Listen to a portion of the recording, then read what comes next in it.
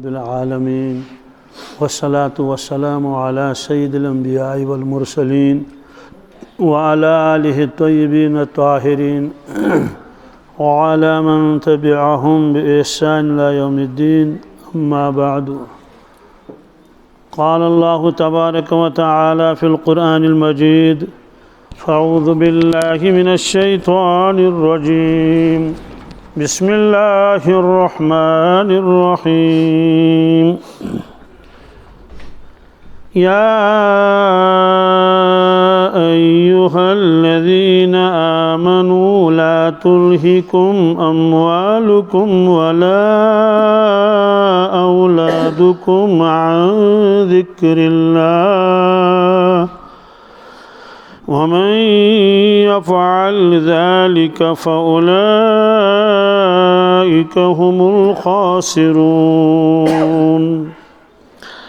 وقال الله تبارك وتعالى: ألهاكم التكاثر حتى زرتم المقابر كلا سوف تعلمون ثم كلا سوف تعلمون.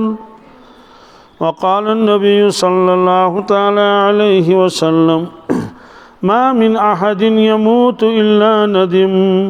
قالوا: وما ندامته يا رسول الله صلى الله تعالى عليه وسلم؟ قال: إن كان محسنا ندم ألا يكون ازداد، وإن كان مسيئا ندم ألا يكون نزع، أو كما قال صلى الله تعالى عليه وسلم. صدق الله المولانا العظيم، وصدق رسوله النبي الأمي الكريم، ونحن على ذلك من الشاهدين والشاكرين، والحمد لله رب العالمين. اللهم صل على سيدنا محمد وعلى آل سيدنا محمد وأصحاب سيدنا محمد وبارك وسلم عليهم.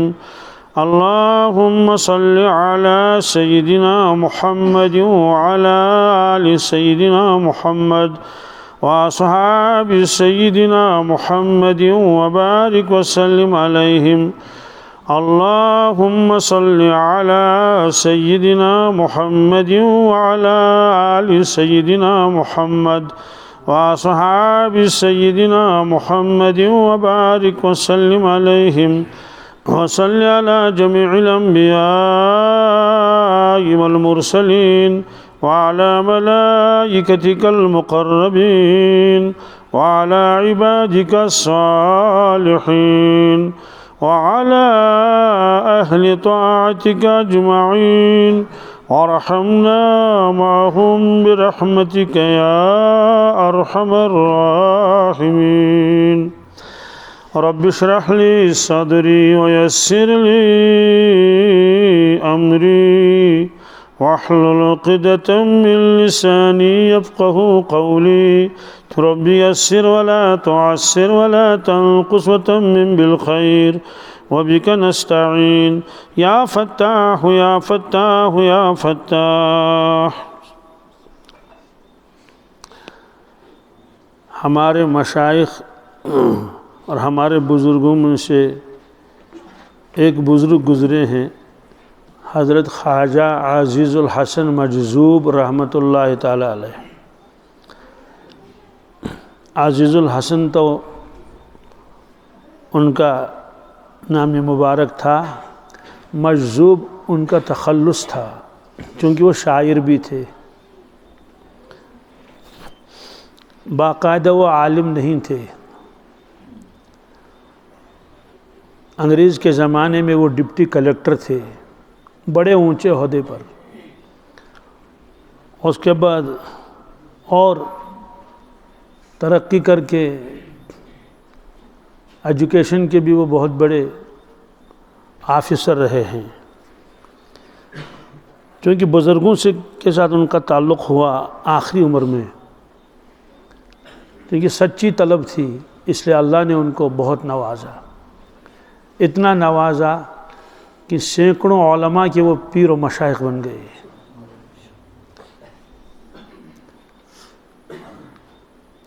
یو پی میں ایک ضلع ہے ہردوئی، وہاں ایک بزرگ تھے حضرت مولانا ابرار الحق صاحب رحمۃ اللہ تعالی علیہ۔ یہ حضرت حکیم الامت مجدد ملت حضرت مولانا اشرف علی تھانوی رحمۃ اللہ کے خلیفے تھے۔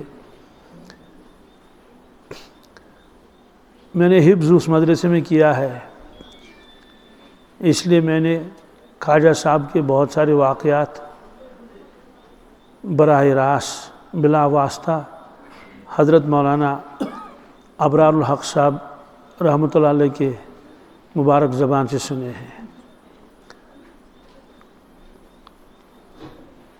حضرت حکیم الامت رحمۃ اللہ نے ان کو اجازت دی تھی، حضرت مولانا ابرار الحق صاحب کو۔ اس کے بعد مزید ان کا رابطہ رہا انہی کے ساتھ، حضرت خواجہ عزیز المجذوب کے ساتھ۔ جب یہ حضرت حکیم الامت مولانا اشرف علی تھانوی رحمۃ اللہ کی خدمت میں آئے اور یہ عرض کیا حضرت میں آپ سے بیعت ہونا چاہتا ہوں، میں اپنی اصلاح کرنا چاہتا ہوں، کرانا چاہتا ہوں، مجھے بیعت کر لیجئے۔ چونکہ بڑے عہدے پر رہ چکے تھے، بہت کم لوگ ایسے ہوتے ہیں کہ جو لالچ سے بچ جاتے ہیں۔ حضرت نے فرمایا میں آپ کو بیعت کر لوں گا، لیکن اس کے لیے شرط ہے، اگر آپ نے ملازمت کے دوران یہ باتیں کون کر رہا ہے ادھر سے؟ بس دین کی بات ہو رہی ہے اور آپ باتیں کر رہے ہیں۔ ٹھیک ہے پھر میں خاموش رہوں جب تک آپ بات کر لیں، کر لیجیے بات، جب پوری ہو جائے گی آپ کی بات مجھے بتا دینا۔ کیا تماشا ہے، دین کی بات ہو رہی ہے، مجلس ہے اور اپنی باتیں کر رہے ہیں۔ سارا دن کل ہے، کل کر لیجیے بات۔ یا تو موبائل کی پریشانی ہوتی ہے یا تو باتوں کی پریشانی ہوتی ہے۔ کسی کو زیادہ اہم ہے تو باہر نکل کے بات کر لے۔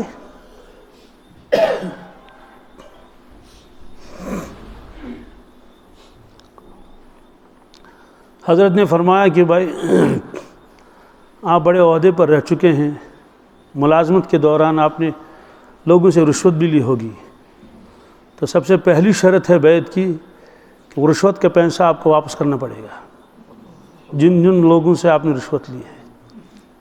یہ حقوق العباد میں سے ہے۔ آپ توبہ کریں گے آپ کی توبہ قبول نہیں ہوگی، اس لیے کہ خالی توبہ کرنے سے حقوق العباد یعنی بندوں کے حق معاف نہیں ہو سکتے۔ انہوں نے کہا حضرت میں اس کے لیے تیار ہوں۔ ظاہر سی بات ہے کچھ تو یاد ہوگا کچھ تو یاد نہیں ہوگا، تو جن جن لوگوں کا یاد تھا کہ ان سے میں نے رشوت لی ہے، انہوں نے کہا میں یہ بے باک حساب کر لیتا ہوں۔ بہرحال ان کو دے دیا، جو رقم جمع تھی وہ بھی اسی میں گئی، اور کچھ چیزیں فروخت کرنی پڑی اپنے گھر کی۔ بہت سارے لوگوں کو تو یہ نام بھی یاد نہیں تھے، اس زمانے میں کسی سے 100 روپے لے لیا ہوگا، کسی سے 50، اب کہاں یاد ہے۔ تو اس کا اندازہ لگایا، جتنا لیا ہے اس سے کئی گنا زیادہ صدقہ کیا ان کے نام پر۔ اور یہی اصول ہے، اگر کسی شخص نے کسی کا پیسہ دبایا ہو لیکن وہ شخص معلوم نہیں، جیسے بچپن کے زمانے میں اسکول کے بچے کنڈکٹر سے اس کا کرایہ کھا لیتے ہیں، بس سے اتر گئے تو بس کے پیچھے چلے گئے، اب وہ کہاں تک ڈھونڈے گا ان کو۔ ٹھیک ہے یہاں تو بس والا بھی بھول گیا، کنڈکٹر بھی بھول گیا، مالک کو تو پتہ بھی نہیں ہے، لیکن ساری زندگی ہماری جو ہے وہ محفوظ ہے، ریکارڈ ہو رہی ہے۔ محشر کے میدان میں یہ ساری چیزیں سامنے آئیں گی۔ فون بند کر لیجیے بھائی، کس کا فون بج رہا ہے؟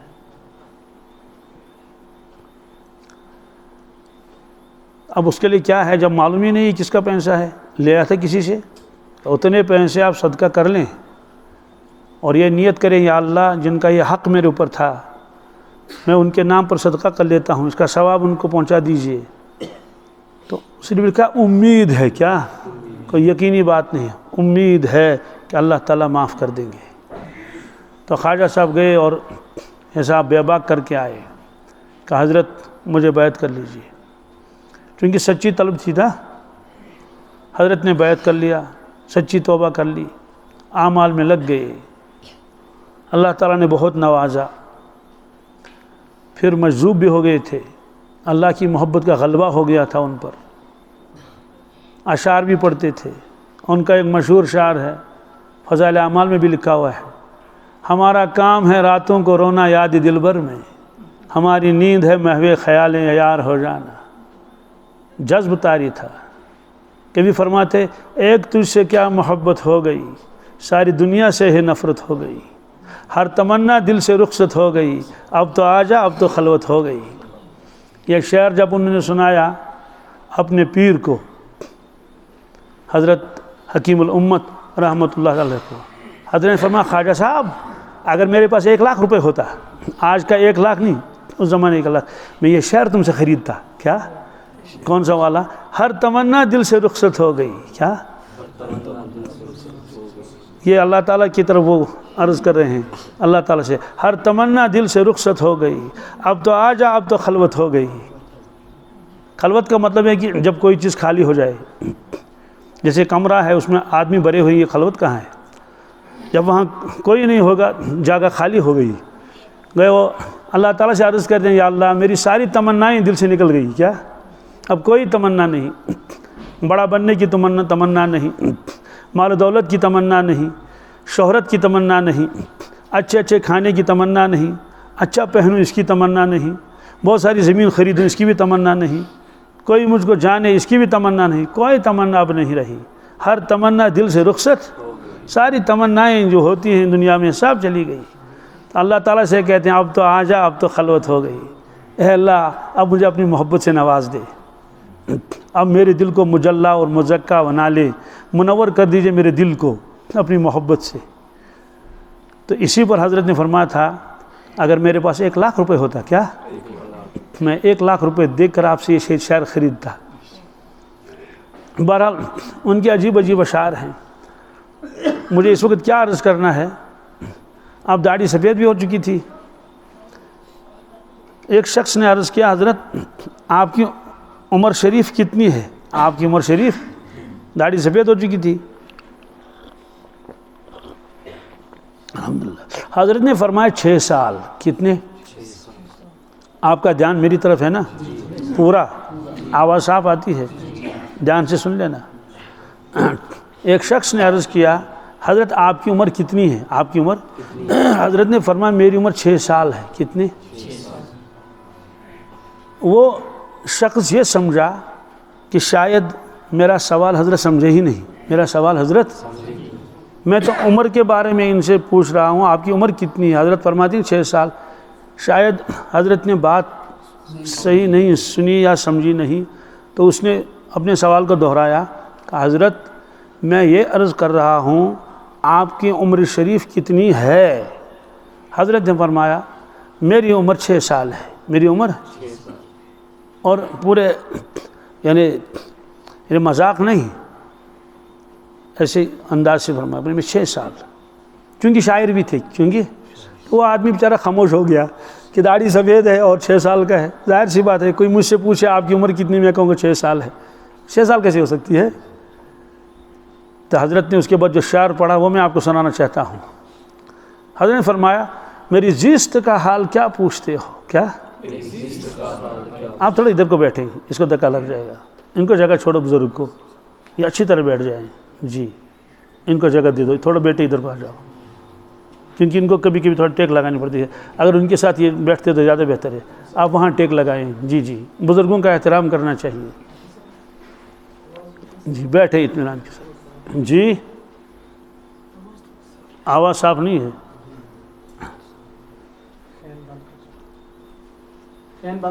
تو حضرت نے ایک شعر پڑھا کہ میری زیست کا حال کیا پوچھتے ہو، نہ طفلی نہ پیری نہ اس میں جوانی، میری زیست کا حال کیا پوچھتے ہو، نہ طفلی نہ پیری نہ اس میں جوانی، جو کچھ ساعتیں یاد دل بھر میں گزری، کیا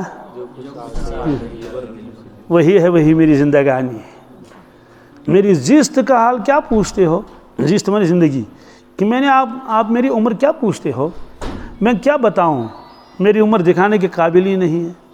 بیٹے آپ اس موبائل کو بند رکھ دو، جیب میں رکھ دو، میں نے اس سے پہلے بھی آپ کو بتایا تھا، آپ لوگ مانتے نہیں۔ یہ 2-3 موبائل نہیں ہے یہاں، کیا اس میں تو بالکل صاف جو ہے وہ ریکارڈنگ ہو جاتی ہے، بعد میں آپ کو ڈال دیا جائے گا۔ کہ میں اپنی زندگی کیا دکھاؤں، نہ طفلی نہ پیری نہ اس میں جوانی۔ طفلی کہتے ہیں بچپن کو، کیا کہتے ہیں کہ میرا بچپن بھی دکھانے کے قابل نہیں، کیا پیری کہتے ہیں بڑھاپے کو، کہتے ہیں میرا بڑھاپا بھی ایسا ہی ہے کہ وہ دکھانے کے قابل نہیں، نہ اس میں جوانی، میری جوانی بھی جوانی نہیں، کیا جوانی نہیں۔ جو کچھ ساعتیں یاد دل بھر میں گزری، وہی ہے وہی میری زندگانی۔ ہاں چند سال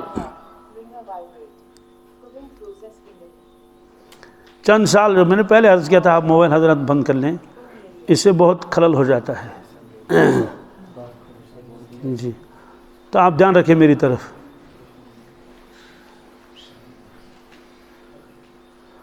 کہا کہ جو کچھ ساعتیں یعنی جو کچھ وقت مجھے اپنے مولا کی یاد میں گزرا، بس وہی میری زندگانی ہے۔ اور وہ 6 سال تھے، کتنے؟ یعنی اس وقت 6 سال ہو گئے تھے، آپ نے توبہ کی تھی، بیعت ہو چکے تھے اور اللہ کی تلاش میں تھے، دن رات مجاہدے میں لگے ہوئے تھے۔ وہ کہنا یہ چاہتے ہیں کہ جو زندگی اس سے پہلے گزری وہ زندگی ہی نہیں، کیا جی عجیب قسم کے تھے۔ کبھی فرماتے تھے کوئی خوشی خوشی نہیں، کیا کوئی مزہ مزہ نہیں، کوئی مزہ تیرے بغیر زندگی موت ہے، زندگی نہیں۔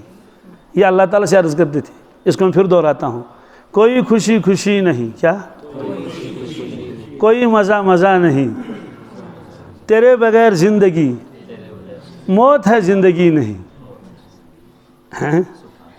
ایک بزرگ نے فرمایا اللہ اللہ ہے تو گویا جان ہے، اللہ اللہ ہے تو گویا ورنہ یار و جان بھی بے جان ہے، ورنہ یار و جان بھی۔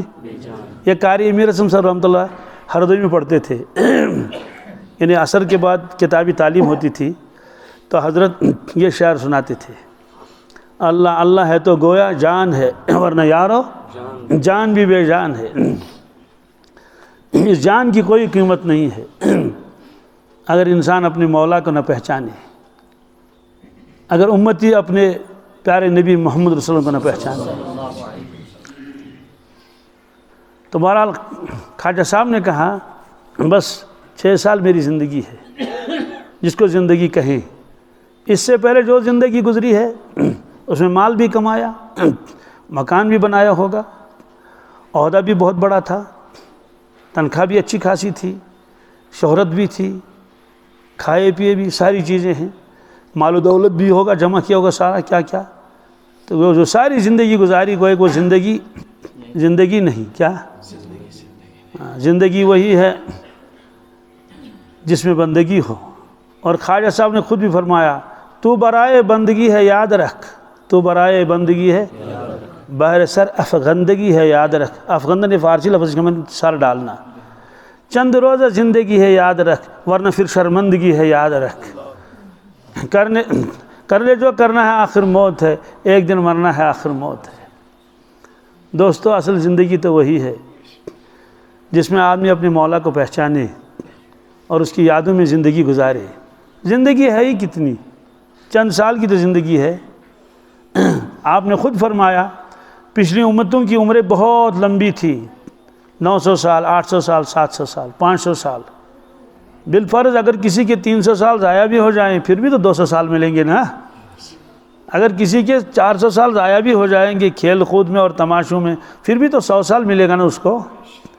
ہماری زندگی 100 سال بھی کہاں ہے، ضائع کرنے کا وقت ہمارے پاس ہے ہی کہاں۔ آپ نے خود فرمایا میری امت کی عمر کم ہے، ما بین 60 و 70، میرے امتی اکثر نکلیں گے دنیا سے، گزر جائیں گے، انتقال ہو جائے گا ان کا 60 اور 70 کے درمیان، کیا؟ اور آپ دیکھ لیں اپنے رشتہ داروں کو اپنی بستی میں غور کریں، 60 اور 70 کے درمیان ہی لوگ چلے جاتے ہیں۔ اس وقت تو بالکل ہٹا کٹا ہوتا ہے، بس آخر میں ہفتہ 1 مہینہ بس اتنا نکل جاتا ہے اور اس کے بعد گزر گیا۔ اور بعض لوگ تو رات کو سوتے ہیں، صبح کو اٹھتے ہی نہیں۔ تو جب کل 60 اور 70 سال کی زندگی ہے اور تیاری کرنی ہے ابداً ابدا کے لیے، پھر ایمان والے کے پاس موقع ہی کہاں ہے کہ وہ اپنا وقت ضائع کرے، اپنی زندگی ضائع کرے۔ اور خواجہ صاحب ہی کا شعر ہے، تجھے پہلے بچپن نے برسوں کھلایا، تجھے پہلے بچپن نے جوانی نے پھر تجھ کو مجنوں بنایا، بڑھاپے نے آ کے کیا کیا ستایا، اجل کر دے گی تیرا بالکل صفایا، جگہ جی لگانے کی دنیا نہیں ہے، یہ عبرت کی جا ہے تماشا نہیں ہے۔ کیا مطلب ہے اس کا؟ تجھے پہلے بچپن نے برسوں کھلایا، یعنی بچپن میں تو صرف ایک ہی کام ہوتا ہے کھانے کا۔ نانی حال گیا تو وہاں بھی کھا رہا ہے، اور خالہ جی کے گھر گیا تو وہاں بھی کھا رہا ہے، تو ماموں کے یہاں گیا تو وہاں بھی کھا رہا ہے، اور انکل کے یہاں گیا تو وہاں بھی کھا رہا ہے، تو کوئی اس کو بسکٹ کھلا رہا ہے، کوئی انڈا کھلا رہا ہے۔ تو بچپن تو بس اسی کھانے پینے میں ہی گزر جاتا ہے۔ جوانی نے تجھ کو مجنوں بنایا۔ اے انسان، جب تو جوانی میں پہنچا تو دیوانہ تھا، جوانی دیوانی ہے، کچھ ہوش ہی نہیں ہے، نہ پولیس رات یاد ہے، نہ میدان محشر یاد ہے، نہ قبر یاد ہے، نہ اللہ کا خوف ہے، نہ اللہ کی محبت ہے، کچھ بھی نہیں، مجنونوں کی طرح زندگی گزار رہا ہے۔ بڑھاپے نے آ کے کیا کیا ستایا۔ میں جب بڑھاپا آ گیا تو اس بڑھاپے نے اس کو کتنا ستایا۔ کبھی تو دانت میں درد تھا، کبھی تو گھٹنوں میں تکلیف تھی، کبھی تو کمر دکھ رہی تھی، کبھی تو نزلہ اور زکام اور کھانسی ہے۔ تو اس کتنا ستایا بڑھاپے نے۔ اجل تیلا کر دی گی بالکل صفایا، اب موت آنے والی ہے، تیرے کو صفایا کر دے گی، تیرا کچھ بھی باقی نہیں رہے گا۔ تو دوستو، ہماری زندگی تو ایسی گزر جاتی ہے، کھیل تماشوں میں کس کس میں۔ پھر جس زمانے میں ہم رہ رہے ہیں، اس زمانے کے متعلق پیشن گوئیاں ہیں، وہ پیشن گوئیاں فرمائی ہیں رسول اللہ صلی اللہ علیہ وسلم۔ ان پیشن گوئیوں کو محدثین نے معجزات میں شامل کیا ہے۔ کس میں؟ جیسے آپ نے چاند کے 2 ٹکڑے کر دیے، یہ معجزہ ہے۔ 4 آدمیوں کا کھانا 1400 نے کھایا، یہ معجزہ ہے۔ حضرت عبداللہ ابن عتیق رضی اللہ تعالیٰ عنہ آپ کی خدمت میں آئے، آپ نے ان کو ایک کام پر بھیجا تھا، وہ جب واپس آئے تو لنگڑاتے لنگڑاتے آئے۔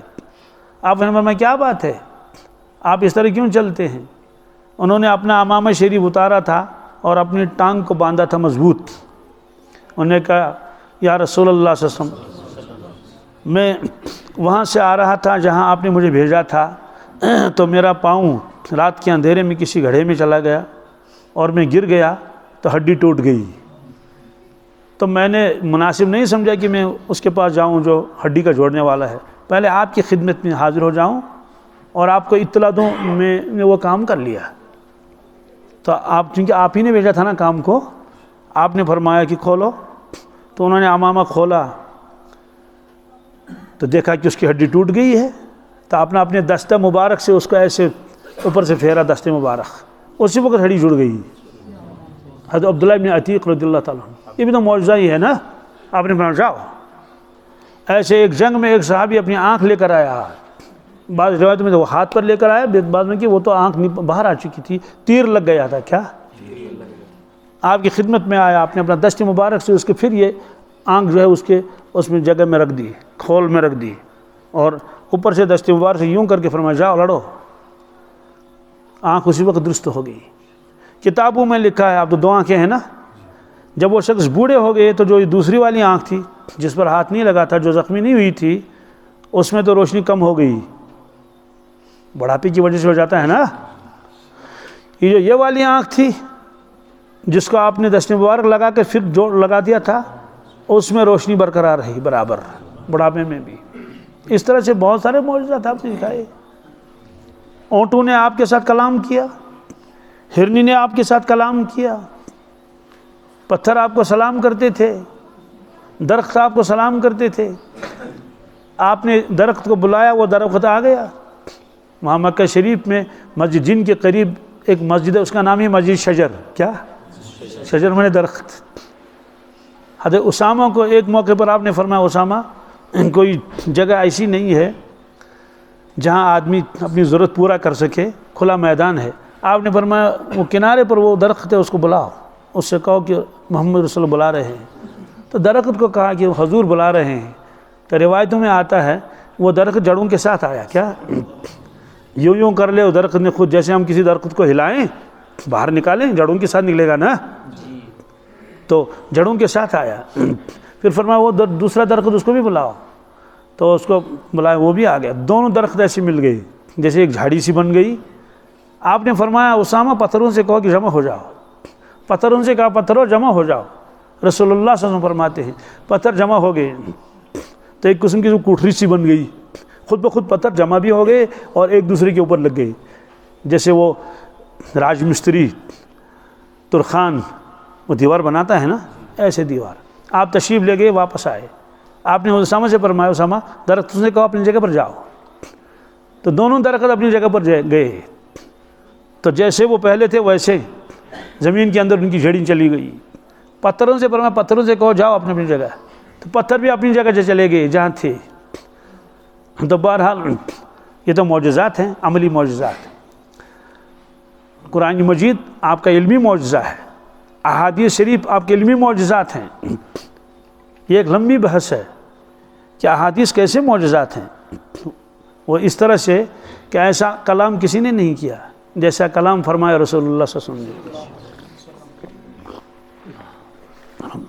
حضرت عبداللہ ابن سلام رضی اللہ تعالیٰ عنہ جو مدینہ طیبہ کے رہنے والے تھے، بہت بڑے عالم تھے، یہودی تھے. وہ خود فرماتے ہیں جب پہلی مرتبہ حضرت رسول اللہ صلی اللہ علیہ وسلم مکہ شریف سے ہجرت کر کے تشریف لائے مدینہ طیبہ، لوگ گئے دیکھنے کے لیے کہ دیکھیں کون صاحب ہیں جو مکہ شریف سے تشریف لائے ہیں. اور جو پہلے سے مسلمان ہو چکے تھے وہ تو زیارت کے لیے گئے. کہ میں بھی گیا. جب میں اس مکان میں پہنچا اور میں نے معلوم کر لیا کہ وہ مہمان کون ہیں جو مکہ شریف سے تشریف لائے ہیں اور کہتے ہیں کہ میں نبی ہوں، لوگوں نے کہا اندر چلے جاؤ. اندر داخل ہوئے، کہا کون ہے؟ کہا یہ صاحب ہے. حضور کی طرف اشارہ کر لیا کہ یہ ہے. وہ فرماتے ہیں کہ جو ہی میں نے آپ کے چہرے مبارک کو دیکھا میں حیران ہو گیا. کیوں حیران ہو گئے؟ ایسا چہرہ مبارک تو کسی کا تھا ہی نہیں. کہ میں نے ایسا چہرہ مبارک، ایسا نورانی چہرہ کسی کا دیکھا ہی نہیں. جب تھا ہی نہیں تو دیکھتے کیا؟ کہ میرے دل نے گواہی دے دیا سچا نبی ہے. کیا یعنی میں نے کوئی سوال نہیں کیا اس وقت، بعد میں لکھا ہے ایک سوال بھی پوچھے اس نے کچھ 2-3، لیکن پہلے مرتبہ میرے دل نے گواہی دے دیا سچا نبی ہے. کیوں؟ کہ میرے دل نے یہ کہا اگر یہ سچا نبی نہ ہوتا، صرف دعویٰ کرتا نبوت کا، اللہ تعالیٰ ایسے نورانیت ان کو کیسے عطا فرماتے؟ کا چہرہ دیکھ کر میں، چہرہ مبارک دیکھ کر میں حیران ہو گیا.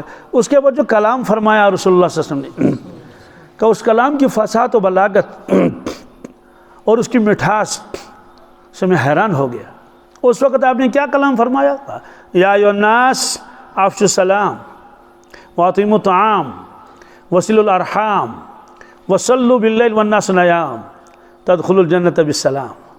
چونکہ عربی ہے، اس کی مٹھاس کا اندازہ تو انہی کو ہوگا، لیکن اتنا تو طے ہے ہر جملہ میم پر ختم ہوتا ہے. افشوا السلام واطعموا الطعام وصلوا الارحام وصلوا باللیل والناس نیام تدخلوا الجنۃ بالسلام. ہے نا؟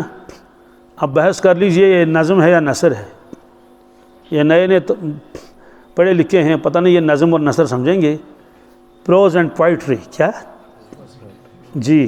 پروز نثر کو کہتے ہیں، نظم کو پوئٹری کہتے ہیں. اب یہ جو میم پر ختم ہو رہا ہے نا، ایسا لگتا ہے نا جیسے سونے کے ترازو میں تولے ہوئے کلام ہے نا. یعنی ایک حکم دے رہے ہیں امت کو، لیکن اس انداز سے کہ وہ کلام بھی اتنا میٹھا ہے کہ عقل حیران ہو جاتی ہے. افشوا السلام، کیا؟ لوگوں سلام پھیلاؤ، پھیلاؤ سلام، جو آگے آ جائے اس کو سلام کر لو. یہ سلام بہت بڑی دعا ہے. حدیث پاک میں ہے اللہ تعالیٰ نے آدم علیہ السلام کو پیدا فرمایا، پھر فرمایا کہ آدم وہاں جاؤ، وہاں فرشتے ہیں، ان کو سلام کرو. کیا کرو؟ دیکھو وہ کیا کہتے ہیں، پھر آ کر مجھے بتانا. اللہ تعالیٰ کو تو معلوم ہے ہی. تو وہ گئے فرشتوں کے سامنے کہا السلام علیکم. انہوں نے واپس کہا وعلیکم السلام ورحمۃ اللہ، یا وبرکاتہ بھی کہا ہو. روایت کیا صحیح سارے الفاظ مجھے یاد نہیں لیکن اتنا تو ہے. واپس آئے تو اللہ تعالیٰ نے فرمایا کہ آدم علیہ السلام کیا جواب دیا فرشتوں نے؟ کہا حضرت میں نے کہا السلام علیکم، نے کہا وعلیکم السلام ورحمۃ اللہ. کہا بس آپ کی اولاد کی یہی سلام ہے. جب وہ ایک دوسرے سے ملیں گے تو السلام علیکم کہیں گے، جواب میں وعلیکم السلام. بہت بڑی دعا ہے یہ، شاید ہی کوئی دعا اس کا مقابلہ کرے. ثواب الگ ملا اور سلامتی الگ ملی.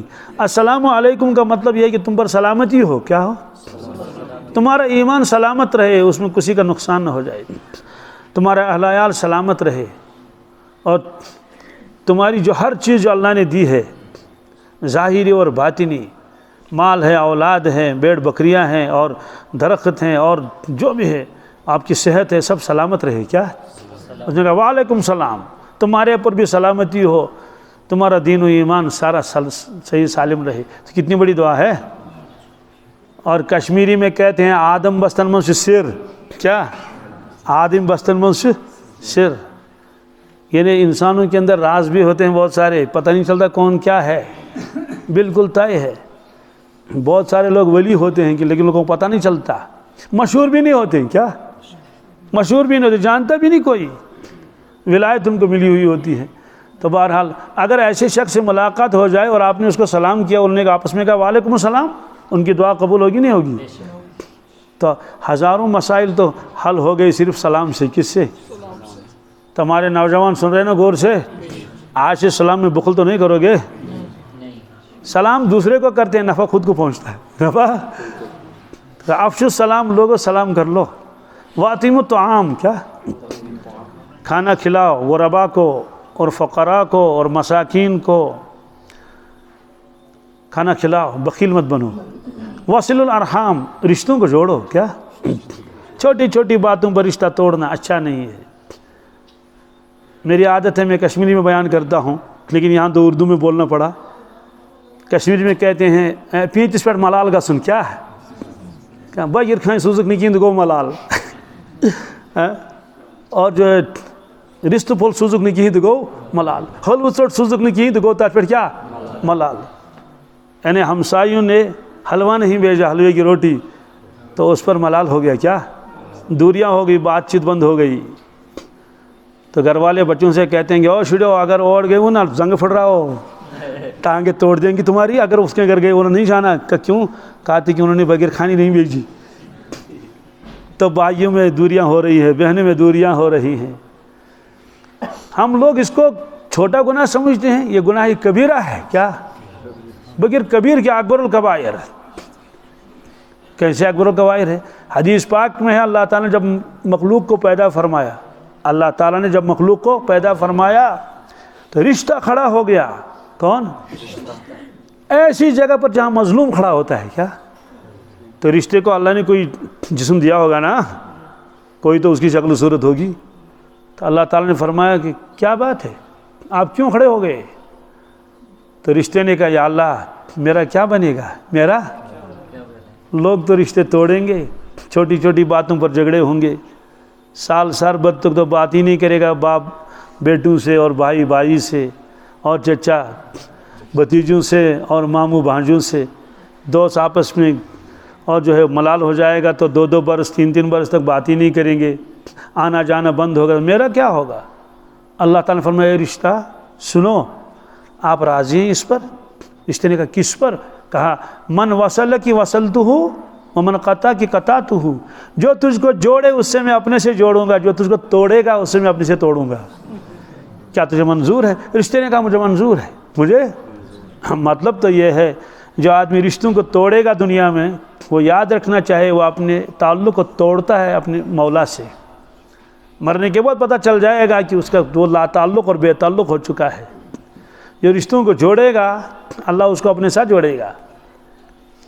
اور فرمایا وصلوا باللیل والناس نیام، لوگوں نماز پڑھو اس وقت جب لوگ سو رہے ہوں. جب لوگ سو رہے ہیں آپ اٹھ کے نماز پڑھ لی، آپ نے شروع کر دی. جو یہ کام کرے گا تدخل الجنت بالسلام، فرمایا بغیر حساب کی جنت میں جاؤ گے. کیا؟ اس کی اگر میں تشریح کر لوں گا تو بالکل واضح ہو جائے گا. ایسے شخص تو بغیر اس حساب کے جانا ہی چاہیے. کس میں؟ جنت میں. ظاہر سی بات ہے جو راتوں کو نماز پڑھتا ہو وہ ظہر نہیں پڑھے گا کیا؟ وہ فجر نہیں پڑھے گا کیا؟ وہ اشراق اور چاشت نہیں پڑھے گا؟ جب وہ آدھی روتی کو اٹھتا ہے نا، جو غرابوں کو کھانا کھلاتا ہے، مساکین کو کھانا کھلاتا ہے، کیا وہ عشر و زکوٰۃ نہیں دے گا؟ دے گا نہیں دے گا؟ جو رشتوں کو جوڑتا ہے، ادھر ہی سے جاتا ہے، سلام کلام کر لیتا ہے، تو سب رشتہ داروں کے ساتھ اس کے تعلقات اچھے ہیں، کوئی اس سے ناراض نہیں ہے، کسی کا حق نہیں مارتا ہے، ظاہر سی بات ہے یہ تو اونچے درجے کا آدمی ہے نا۔ تو یہ سارے کام کرتا ہے اور سلام میں پہل کرتا ہے، کیا ادھر ہی سے سلام کر لیتا ہے۔ اور حدیث میں البادی بالسلام بری من الکبر، جو سلام میں پہل کرے وہ کبر سے خالی ہے، کبر سے۔ اس کا ایک مطلب ہے کہ جس کو کبر ہو تو سلام میں پہل کرے، سلام میں اس کی برکت سے اس کا کبر دور ہو جائے گا۔ تو ظاہر سی بات ہے جس کے اندر اتنی صفات ہوں، اب اس کو کیا حساب لے گا اللہ؟ فرمایا کہ جنت میں جاؤ گے بغیر حساب کے۔ تو حضرت عبداللہ بن سلام فرماتے ہیں پہلے تو میں آپ کی نورانی شکل مبارک کو دیکھ کر حیران ہو گیا، اس کے بعد میں حیران ہو گیا آپ کے کلام سن کر۔ کیا؟ اور عارفین نے لکھا ہے کہ دنیا میں 2 ہی کلام نورانی ہیں، صرف 2 کلام، ایک اللہ کا کلام، ایک اللہ کے نبی صلی اللہ علیہ وسلم کا کلام۔ آپ نے خود فرمایا میرا کلام تو معجزہ ہے، اعطیت جوامع الکلم۔ ایک تو فصاحت و بلاغت کے اعتبار سے، دوسری پیشن گوئیاں جو آپ نے فرمائی، جو احکامات آپ نے امت کو دیے۔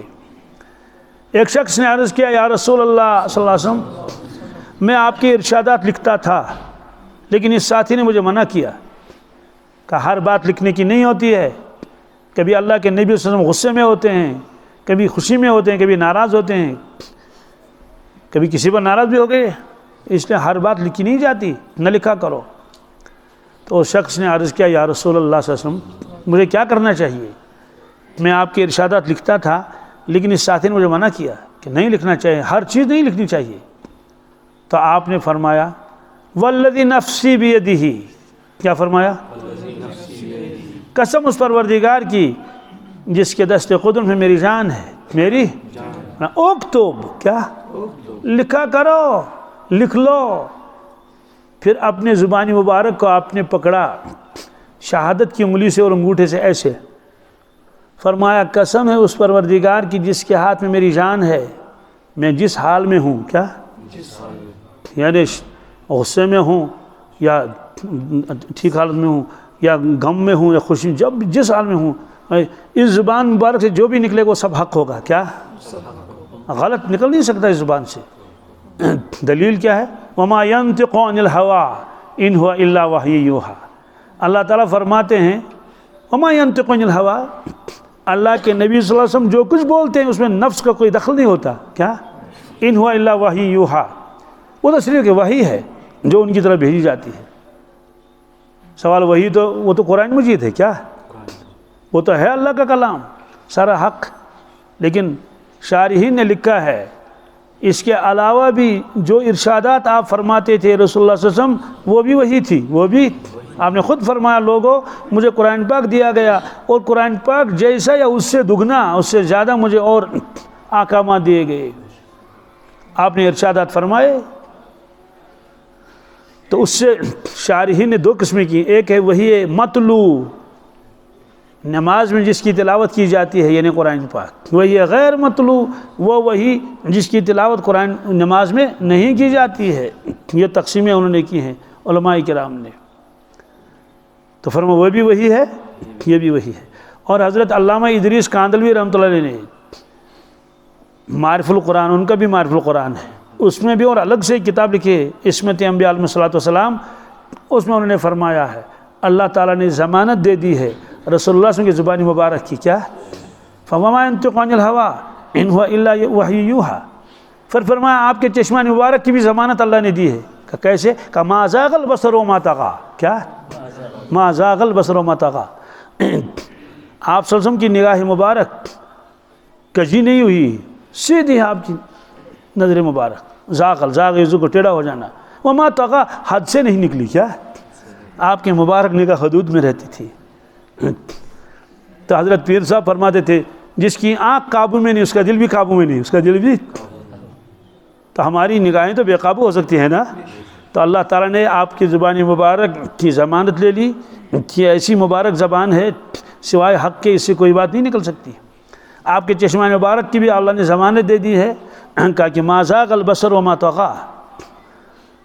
یہ اگرچہ ایک خاص موقع کے پر نازل ہوئی ہے لیکن مفسرین نے اس کو عام قرار دیا ہے. تو بہرحال تو یہ دو کلام نورانی، ایک قرآن مجید، ایک احادیث مبارک. ایک بزرگ گزرے ہیں بالکل امی ولی.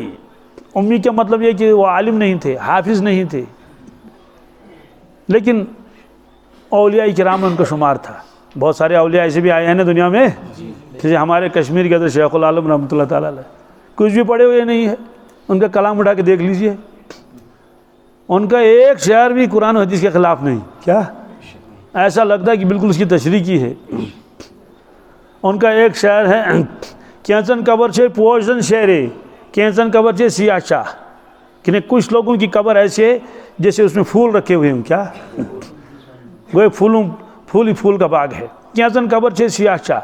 اور کچھ لوگوں کی قبر ایسی ہے جیسے بالکل کالا کنواں. کیا یعنی اندھیری جس میں ہے. تو قبروں میں تو آگ بھی ہوتی ہے نا، تو آگ تو لال ہوتی ہے نا سرخ رنگ کی، تو وہ کالی کیسے ہوگی؟ تو یہ حدیث میں ہے. ارشاد فرمایا رسول اللہ صلی اللہ علیہ وسلم نے، اللہ تعالیٰ نے جہنم کو 1000 سال تک پہلے جلایا. کتنے؟ 1000 سال. تو آگ کا جو رنگ وہ تو سرخ تو ہوتا ہی ہے، تو جہنم کی دیواری بھی سرخ ہو گئی. پھر اس کے بعد ایک اور 1000 برس تک اس کو جلایا جہنم کو، تو اس کا رنگ بدل گیا تو سفید ہو گیا. آگ کا رنگ سفید ہو گیا، آگ کا رنگ، اور جہنم کی دیواری بھی سفید ہو گئی. اس کے بعد پھر 1000 سال تک اس کو جلایا، 1000 برس تک. پھر اس آگ کا رنگ کالا ہو گیا. کیا؟ اور جہنم کی دیواری بھی کالی ہو گئی. آپ نے فرمایا تو جہنم کا جو آگ ہے اس کا رنگ کالا ہے. تو جب قبر کو تشبیہ دے دی کس کے ساتھ؟ جہنم کے گھڑوں میں سے ایک گھڑے کے ساتھ. وہ لال ہوگی یا سیاہ ہوگی؟ تو کالی ہوگی نا. تو بہرحال ایک بزرگ گزرے ہیں حضرت سید عبدالعزیز دباغ رحمۃ اللہ علیہ، یہ مغرب کے تھے. جب ان کا شہرہ ہو گیا کہ ان کو علم لدنی ہے، تو ایک علامہ ان کے پاس آئے کہ ہم بھی دیکھیں. یہ علامہ کون تھے؟ علامہ احمد ابن المبارک سلجماسی رحمۃ اللہ علیہ. تو انہوں نے کہا کہ میں نے شیخ کو دیکھا اور شیخ سے سوالات کیے. میں نے کہا بڑا مضبوط ہے. کیا؟ جی اللہ کا بندہ کہیں اٹکتا نہیں، عجیب غریب ہے. ایک مرتبہ بحث چلی تھی خوابوں کی. کس کی؟ تو شیخ نے فرمایا کہ کافر سچا خواب نہیں دیکھ سکتا. کیا؟ مسلمان اور مومن سچا خواب دیکھتا ہے. چونکہ علامہ سامنے بیٹھے ہوئے تھے نا، انہیں فوراً اعتراض کیا. کیا؟ انہوں نے کہا عزیز مصر کا خواب سچا کیوں نکلا؟ کیا نہ دیکھیے کیا اعتراض کیا. اور قرآن شریف سے عزیز مصر نے دیکھا تھا خواب 7 دبلی گائیں ہیں اور وہ کھا رہی ہیں 7 فربے گایوں کو، اور 7 بالیاں خشک ہیں اور 7 بالیاں اچھی ہیں. عزیز مصر کا خواب سچا کیوں نکلا؟ کیا جواب دیا شیخ نے، عقل حیران ہو جاتی ہے. واقعی ولی تھے. انہوں نے کہا اس کے خواب میں یوسف علیہ السلام کا حصہ تھا. کیا؟ اس کے خواب میں یوسف علیہ السلام کا حصہ تھا، اس وجہ سے اس کا خواب سچا نکلا. تو علامہ فرماتے کہیں شیخ گرتے نہیں. کیا یعنی جواب میں کہیں گرتے نہیں. جو بھی سوال کرو، کچھ بھی سوال کرو، اگر اعتراض کوئی خطرناک ہے شیخ فوراً جواب دیتے ہیں. کیا؟ کہ میں حیران ہو گیا کیا شخص ہے یہ. تو چونکہ تو میں نے عرض کیا میرے شیخ، میرے مرشد، آپ تو نہ حافظ ہیں نہ تو عالم ہیں، آپ کیسے پہچانتے ہیں کہ اس شخص نے قرآن پاک کی تلاوت کی؟ کیسے پہچانتے ہیں اس شخص نے حدیث بیان کی؟ کبھی کہتے ہیں کہ یہ نہ حدیث ہے نہ قرآن ہے، یہ تو ایک عربی جملہ ہے. پہچانتے کیسے ہیں آپ؟ آپ تو حافظ بھی نہیں. شیخ نے فرمایا میں حافظ نہیں ہوں. کیا؟ نہ میں عالم ہوں. کہ پھر کیسے پہچانتے؟ کہ جب کوئی تلاوت کرتا ہے تو اس کے منہ سے نور نکلتا ہے. کیا؟ اگر کوئی حدیث پڑھے گا اس کے منہ سے نور نکلتا ہے، لیکن دونوں نوروں کا رنگ الگ الگ ہے. میں پہچانتا ہوں اس میں نور خدا ہے، اس میں نور محمد ہے. تو میں انوارات سے پہچانتا ہوں. کس سے؟ تو علامہ نے کہا کہ حضرت پھر میں آپ کے سامنے کچھ پڑھنا چاہتا ہوں. شیخ نے فرمایا پڑھو. تو علامہ نے کیا کیا؟ قرآن پاک کی ایک حدیث کے اندر حدیث کا ایک ٹکڑا، قرآن پاک کی آیت کے اندر حدیث کا ایک ٹکڑا داخل کر لیا. کیا کر لیا؟ درمیان میں، اور ایک ساتھ ایک آیت پڑھ لی. کیا پڑھ لیا؟ حافظوا علی الصلوات والصلاۃ الوسطی وہی العصر وقوموا للہ قانتین. یہ قرآن پاک کی آیت ہے. تو شیخ نے فرمایا کہ ایک ٹکڑا حدیث کا ہے. کیا؟ یعنی یہ جو آپ نے آیت پڑھ لی ہے تو یہ قرآن پاک کی آیت، لیکن درمیان میں اس میں ایک ٹکڑا حدیث ہے۔ اس نے کہا کون سا ٹکڑا؟ کہا وہی العصر ہے۔ کیا؟ وہی العصر۔ کہا کیوں؟ کہا کہ یہاں سے لے کر تو یہاں تک آیت کا نور الگ تھا اور وہ نور خدا ہے، کیا ہے؟ اور درمیان میں وہی العصر جو کہا اس میں نور محمد ہے۔ تو ظاہر سی بات ہے، تو اللہ کے کلام کا کون مقابلہ کر سکتا ہے؟ ایسے انوارات برکات اس میں ہے۔ جو پیشن گوئیاں آپ نے فرمائی وہ بھی معجزات میں ہے۔ کس میں؟ معجزات میں ہے۔ بہت پیشن گوئیاں فرمائی ہیں، سب پوری ہو جاتی ہیں۔ کیا؟ کبھی کبھی میں سوچتا ہوں، کبھی احادیث کی شرح لکھی ہے نا لوگوں نے، اس کا مطلب یہ ہے، اس کا مطلب یہ ہے، میرا جی چاہتا ہے کہ بس جو حضور نے فرمایا اس کو ویسے رکھ دو۔ کیا؟ ہاں کچھ احادیث ہیں جس کی تشریح کرنی پڑتی ہے، لیکن بہت زمانے کے بعد پتہ چل جائے گا جو حضور نے فرمایا تھا وہی ہے، چونکہ یہاں اہل علم حضرات ہیں، بس ایک حدیث میں بیان کر لیتا ہوں۔ جبریل امین علیہ الصلوۃ والسلام انسانی شکل میں آئے تھے رسول اللہ کی خدمت میں، اس کو حدیث جبریل کہتے ہیں۔ کیا؟ انہوں نے سوالات کیے، ایمان کیا ہے؟ آپ نے فرمایا ایمان یہ ہے۔ اسلام کسے کہتے ہیں؟ آپ نے فرمایا اسلام یہ ہے۔ انہوں نے کہا احسان کسے کہتے ہیں؟ آپ نے فرمایا احسان اس کو کہتے ہیں ان تعبد اللہ کانک تراہ، تم اللہ کی عبادت ایسے کرو جیسے تم اپنی آنکھوں سے اللہ کو دیکھ رہے ہو۔ فإن لم تکن تراہ فإنہ یراک، اگر تم اللہ کو نہیں دیکھ سکتے ہو تو یقین جانو وہ تمہیں دیکھ رہا ہے۔ چلو بہرحال اس کی مجھے تشریح نہیں کرنی ہے۔ اس نے کہا متی الساعہ، کیا قیامت کب آئے گی؟ یہ سائل نے پوچھا، انسانی شکل میں آیا تھا، سفید کپڑے لگا کر، کالے بالوں والا، مجلس میں آیا تھا مسجد نبوی میں۔ آپ نے فرمایا مل مسئول عنہا بعالم من السائل، آپ نے فرمایا کہ سائل سے زیادہ میں نہیں جانتا۔ کیا؟ یعنی جتنا تم جانتے اتنا میں جانتا ہوں، قیامت کے بارے میں مجھے معلوم نہیں قیامت کی تاریخ کب آئے گی۔ اور اس نے کہا اخبرنی عن اماراتہا، حضرت اس کی کچھ نشانیں تو بتا دے۔ کیا علامتیں؟ آپ نے فرمایا پہلی علامت ان تلد الامۃ ربتہا، ان تلد الامۃ، اس کا ترجمہ ہے کہ باندھی جنے گی مالکن کو۔ کیا؟ تو جننے کا لفظ آیا نا، ان تلد الامۃ ولد یلد ولادتاً، کسی کو جننا، ان تلد الامۃ کہ باندھی جنے گی مالک اپنی مالک کو، مالک کو یا مالکن کو، ان تلد الامۃ ربتہا۔ تو اس کی شارح لکھتے تھے کہ اس کا مطلب تو یہ ہے کہ بیٹی نافرمان ہو جائے گی اور ماں سے خدمت لے گی، ممی جوتے میں پالش کر لو، کپڑوں میں پریس کر لو، ممی چائے پلاؤ، مجھے تو کالج جانا ہے، کیا کیا۔ بہرحال ایک تو یہ ہے کہ نافرمانیاں بہت ہو جائیں گی، چلو یہ بھی ہے۔ لیکن جو حدیث میں ان تلد الامۃ ربتہا ہے، کیا وہاں یہ لفظ آئے ولادت کا، کس کا؟ آج یہ سمجھ میں آتا ہے کیسے؟ میاں بیوی ہیں، ان کا بچہ نہیں ہے، کیا ڈاکٹر نے کہا دونوں کا نطفہ نکال کر کسی عورت کے رحم میں رکھنا ہے، کیونکہ یہ عورت جو ہے یہ جن نہیں سکتی بچے کو۔ انہوں نے کہا ٹھیک ہے کسی عورت کو منتخب کر لو۔ انہوں نے کہا کہ گھر میں تو ہے خادمہ، گھر تو ہے، اب دور جانے کی ضرورت کیا ہے، یہ جھاڑو بھی لگا دیتی ہے، تو انہیں اسی کو لے لیا۔ ایسے ہزاروں واقعات پیش آئے ہیں دنیا میں۔ اس کو لے گئے ہسپتال، تو میاں بیوی کو نطفہ نکال کر اس کے رحم میں ڈال دیا، تو بچہ پل رہا ہے کس میں؟ اس کے پیٹ میں، یہاں تک کہ اس نے اس کو جنم دے دیا۔ جنم دینے کے بعد ان کو معلوم ہے یہ بچہ تو ہمارا ہے۔ بچہ بڑا ہو گیا، جیسے یہ تمہارا ڈیڈی ہے، تمہاری ماں ہے، وہ یہ تو خادمہ ہے، یہ تو خادمہ نوکرانی ہے، تو نوکرانی ہے، تو وہ جو بڑا ہو جائے گا، یا وہ لڑکی اگر ہے تو بڑی ہو جائے گی، وہ معلوم ہے کہ یہ تو مالک، یہ تو وہ ہے خادمہ ہے۔ تو آپ نے فرمایا قیامت کی علامتوں میں سے یہ ہے ان تلد الامۃ ربتہا، کہ باندھی اور نوکرانی جنے گی اپنی مالکن کو۔ ظاہر سی بات ہے جب وہ لڑکی بڑی ہو جائے گی تو وہ گھر کی مالک ہوگی نا، یہ بوڑھیا تو اس کی کیا ہے، یہ تو خادمہ ہے نا۔ تو حدیث میں فرمایا ان تلد الامۃ ربتہا۔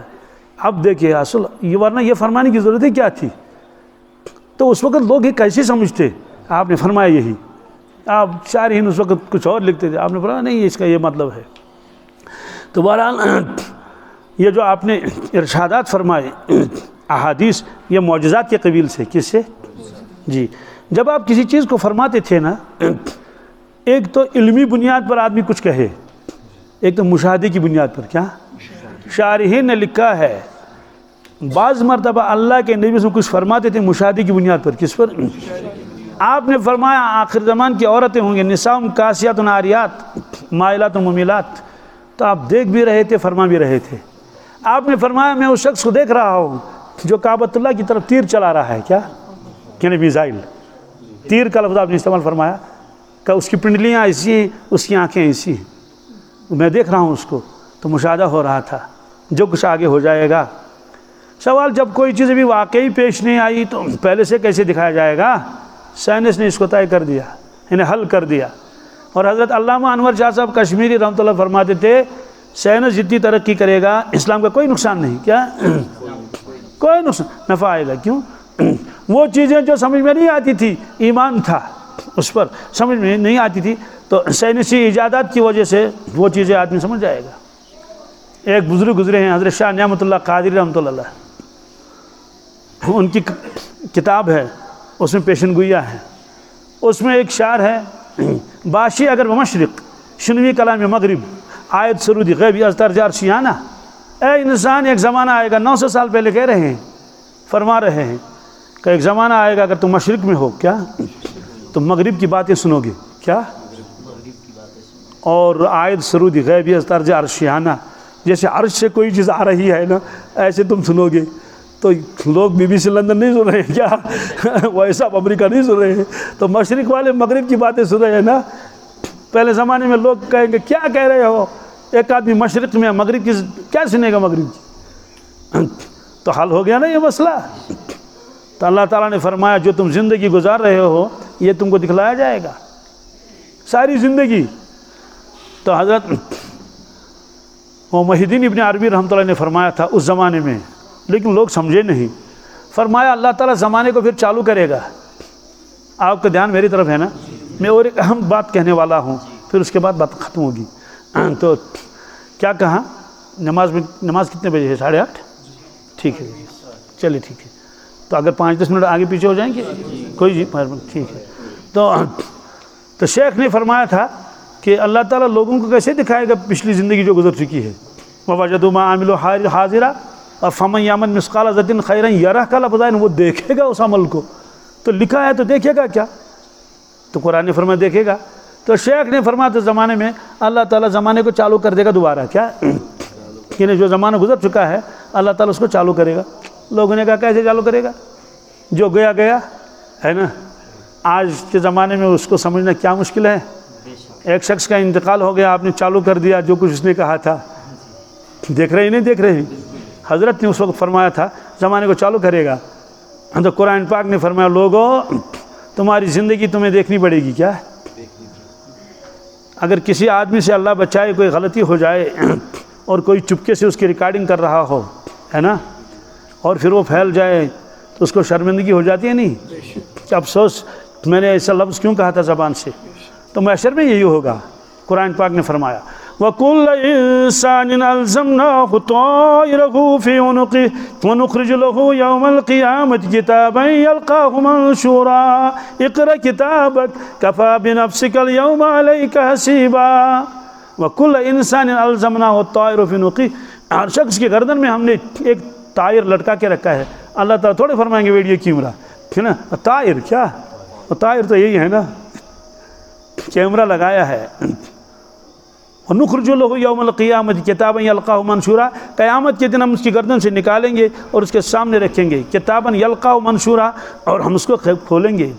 اور ہذا کتابنا ینطق، یہ کتاب بولے گی، کیا ورنہ کتاب بولتی کیسے، یہ فرمایا نا قرآن پاک نے ہذا کتاب ینطق، یہ کتاب بولے گی، اس کا مطلب کہ وہ بولتی بھی ہے نا، وہ تو آواز بھی آئے گی نا، ورنہ اگر ایسی کتاب ہوگی وہ بولے گی کیسے، تو ظاہر سی بات یہ بھی کتاب ہے نا، اس کو بٹن دبا دیں گے تو بولے گی نہیں بولے گی۔ تو اس لیے علامہ نے فرمایا کہ سائنس ترقی کرے گا کوئی نقصان نہیں۔ میں کچھ کہنے والا تھا، ہاں تو سوال ہے کہ جو چیز ابھی پیش نہیں آئی وہ پہلے سے کیسے دکھایا جائے گا، یہ بھی سائنس نے حل کر دیا۔ کیسے؟ حرم شریف بھی بنا نہیں پورا، 10 سال لگ جائیں گے، فی الحال تو کام رکا ہوا ہے۔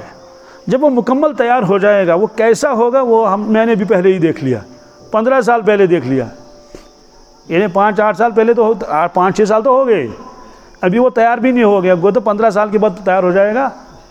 کس پر دیکھا؟ لیپ ٹاپ پر. کیا کہ مطاف میں چھت نہیں ہے، اس میں چھت آئے گی، ادھر سے نکلے گا ادھر سے نکلے گا اور چھت بن جائے گی بٹن پر، پھر واپس جائے گا دیواروں میں غائب ہو جائے گا. ابھی بنا نہیں لیکن دکھایا نہیں دکھایا. میں ایک ساتھی کے پاس گیا، اس نے کہا مجھے مکان کی سنگ بنیاد ہے، آپ بھی آ جائیں. میں نے کہا چلو ٹھیک ہے. میں بھی گیا، 5-10 منٹ وہاں ٹھہرا. تو میں نے کہا کہ کوئی نقشہ وقشہ ہے؟ تو پہلے تو نقشہ آتا تھا نا کاغذ پر کہ یہ بیڈ روم ہے اور یہ ہے اور یہ ہے. نماز کی کوٹری بھی ہونی چاہیے، یہ حدیث میں ہے کہ اپنے گھروں میں مسجد بناؤ.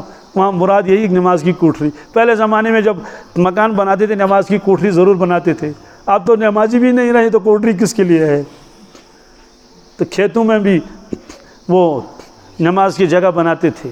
یہ حدیث میں بھی ہے. اللہ کے نبی صلی اللہ علیہ وسلم یستحب ان یصلی الصلاۃ فی الحیطان، باغوں میں نماز پڑھنے کو آپ پسند کرتے تھے، انہیں نفل وغیرہ، اس سے برکتیں بھی آتی ہیں نا. تو بہرحال اس نے موبائل پہ ایسے یوں کر لیا اور دکھایا، سارا مکان دکھایا. کیا سب کہ یہ کچن ہے اور یہ وہ ہے اور ٹین لگایا تھا بلیو. کیا تو ٹین بھی لگایا. ابھی تو صرف کھودا ہے. تو سائنس دکھاتا ہے نا پہلے. تو مجھے بتائیے کیا اللہ تبارک تعالیٰ اپنے نبی صلی اللہ علیہ وسلم کو نہیں دکھا سکتے کہ تمہارے امتی ایسے اور ویسے اور ایسے ہوں گے، یا یہ ہوگا وہ ہوگا؟ جب انسان کو اتنی قدرت اللہ نے دی ہے جو مخلوق ہے، تو خالق کی قدرت کا کیا ٹھکانہ ہوگا؟ یہ آخری بات ہے، اس کو ذرا غور سے سن لے. آپ نے فرمایا کیف بکم، کیا اذا فسق فتیانکم وطغى نساؤکم، لوگوں تمہارا حال کیا ہوگا اس وقت جب تمہارے نوجوان فاسق و فاجر ہو جائیں گے. کیا ہو جائیں گے؟ یہ آپ نے صحابہ سے فرمایا کیف بکم. یہ کیوں فرمایا تمہارا کیا حال ہوگا؟ وہ تو چلے گئے ہوں گے دنیا سے. ظاہر سی بات ہے، ساری امت ایک ہی ہے. ساری امت ہے کہ نہیں؟ ایک آدمی نے آج سے 200 سال پہلے مسجد کے لیے زمین دی تھی. کتنے سال پہلے؟ آج بھی ان کے بچے کہتے ہیں اچھا زمین دی اس کو. کیا ہم نے زمین دی ہے نا؟ اسے کہیں گے کہ آپ تو پیدا بھی نہیں، اس سے کیا ہوا؟ ہمارے آبا و اجداد نے دی ہے نا. تو کیف بکم، چونکہ امت ساری ایک ہی ہے. آپ نے فرمایا اے صحابہ تمہارا حال اس وقت کیا ہوگا؟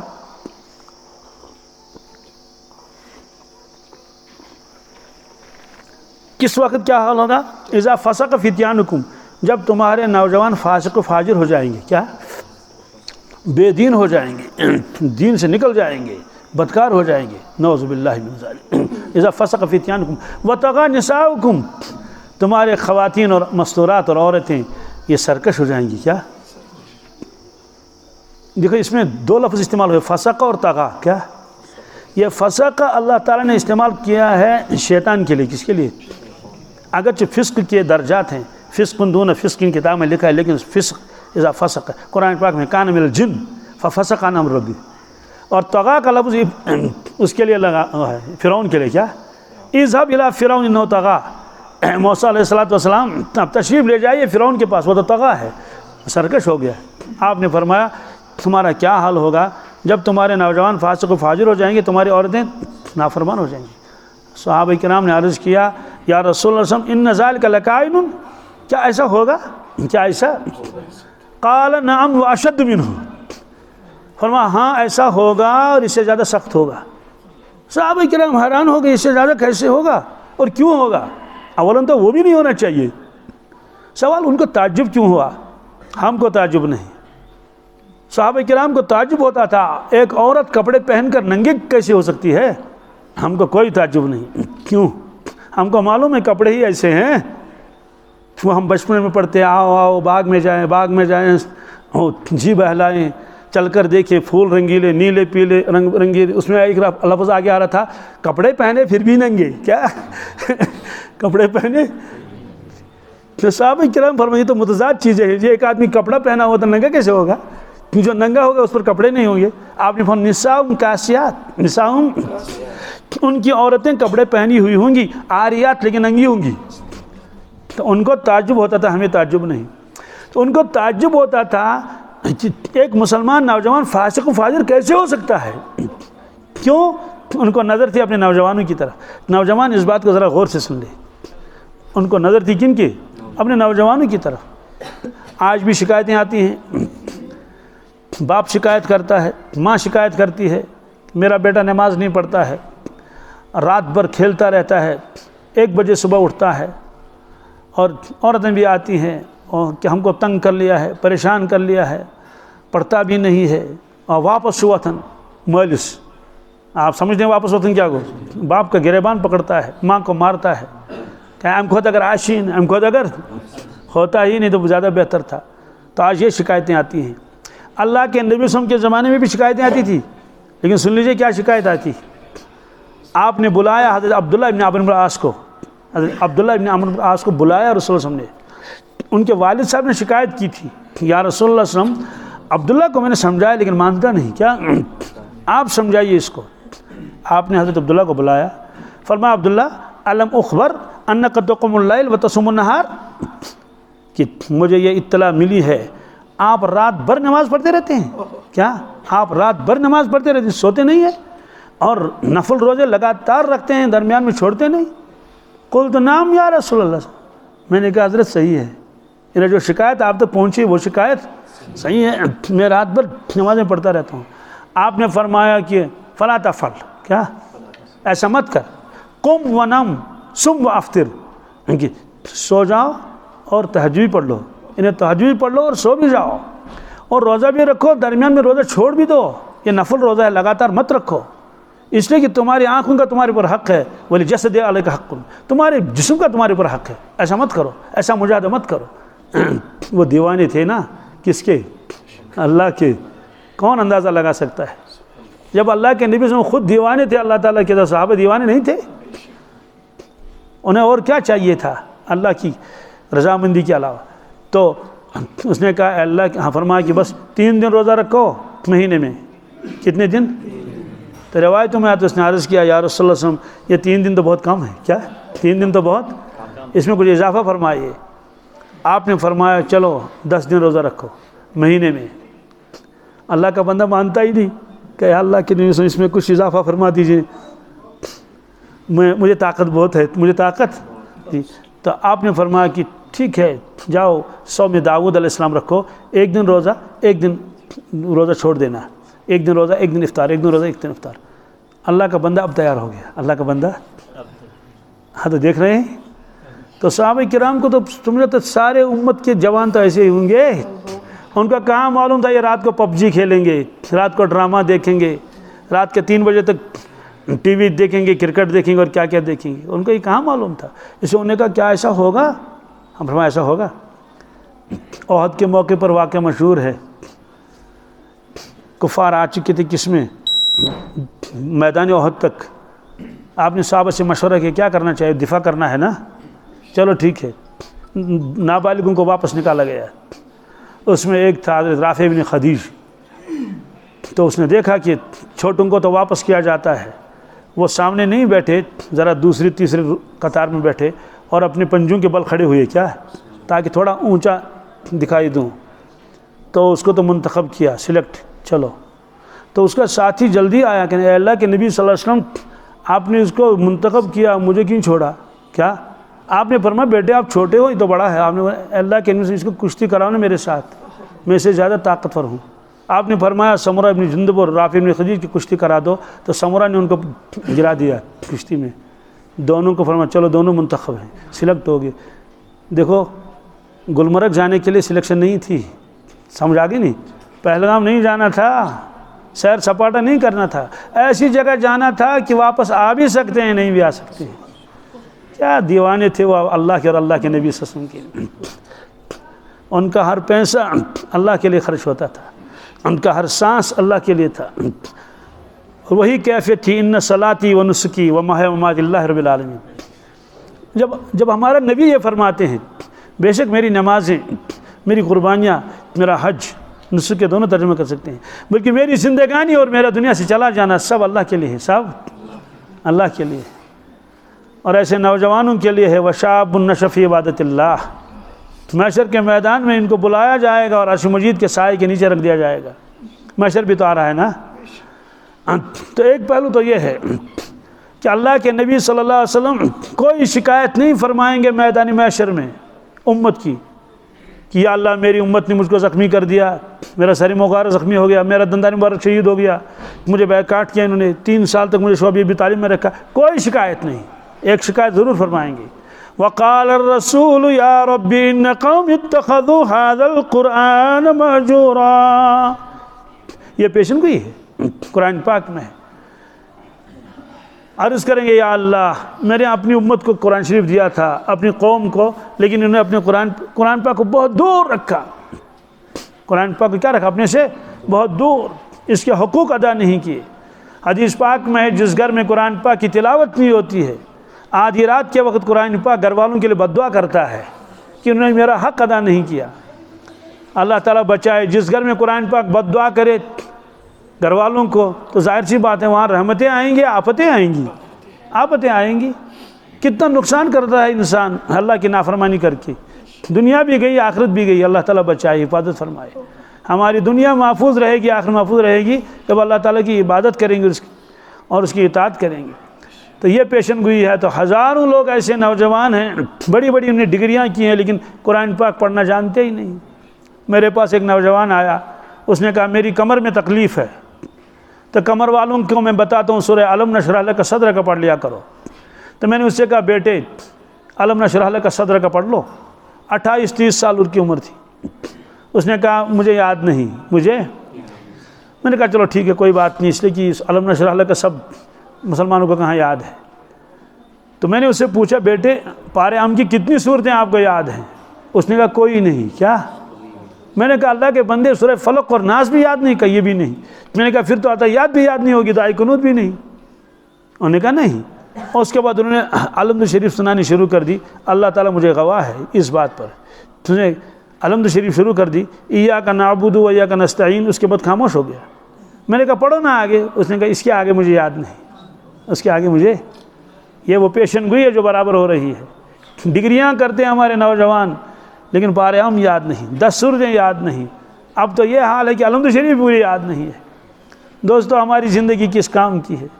کیا ہم صرف اسی لیے آئیں کہ ہم کھیلیں کودیں، ناچے گائیں اور ادھر ادھر چلے جائیں اور خوب عیش کریں اور ڈانس کریں اور نخرے کریں اور فیشن کریں، اور نہ آخرت کی کوئی تیاری نہ معاشر کی کوئی تیاری؟ یہ ایک پہلو ہے. ایسا ہوگا آپ نے فرمایا گانے والیاں بہت زیادہ ہو جائیں گی، شراب عام ہو جائے گا. یہ پیشن گوئی اس لیے نہیں تھی کہ نعوذ باللہ سارے شراب پی لیں.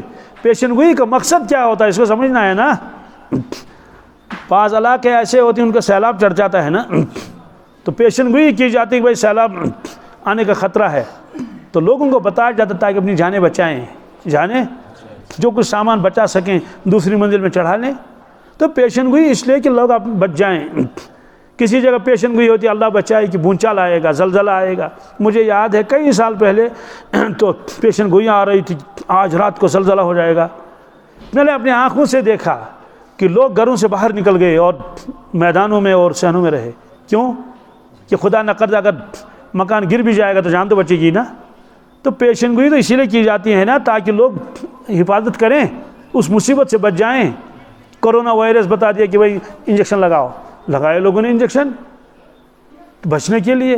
تو اللہ کے نبی صلی اللہ علیہ وسلم نے پیشن گوئیاں فرمائی. کیوں؟ کیا اس لیے کہ نوجوان شرابی بن جائیں اور چوری کریں اور کیا کیا کریں؟ پیشن گوئی اس لیے تھی کہ ہر امتی کا کہ کم از کم میں اس مصیبت میں مبتلا نہیں ہو جاؤں گا. اور یہ سب کیوں ہے؟ کہ آخرت کا یقین نہیں. کیا یقین ہوگا آخرت کا؟ پھر کیسے ایک آدمی ہمت کرے گا کہ وہ چرس پیے اور بھنگ پیے اور شراب پیے، چوری کرے؟ کیسے؟ جب اس کا معلوم ہے فرشتے میرے ساتھ ہیں، میری زندگی ریکارڈ ہو رہی ہے اور میدان محشر قائم ہوگا. بہرحال ایک پہلو ہے امت میں کیا کیا ہوگا، لیکن دوسرا پہلو بھی ہے. اِنَّا نَحْنُ نَزَّلْنَا الذِّكْرَ وَإِنَّا لَهُ لَحَافِظُونَ.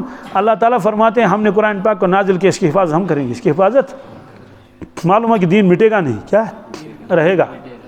میرے پاس 12 سال کا ایک لڑکا آیا. کتنے سال کا؟ اور پڑھتا ہے 5th میں. مستقل کسی دارالعلوم میں نہیں ہے، مستقل 5th میں پڑھتا ہے، 5ویں کلاس میں. یہ مجھے معلوم تھا کہ یہ حفظ کر رہا ہے. اس کا والد صاحب میرا دوست ہے. تو وہ کہتا تھا کہ احمد یہاں سے آج کریں عید پار، آج کریں عید پار، اتنے پارے ہو گئے. تو پتہ نہیں مہینے 2 مہینے پہلے یا کب، مجھے پورا وہ معلوم نہیں ہے، تو مکمل حافظ ہو گیا. ابھی چند دن پہلے اس کا باپ اس کو لے کر آئے میرے پاس. انہوں نے کہا کہ احمد نے ایک دن میں سارا قرآن پاک زبانی سنایا.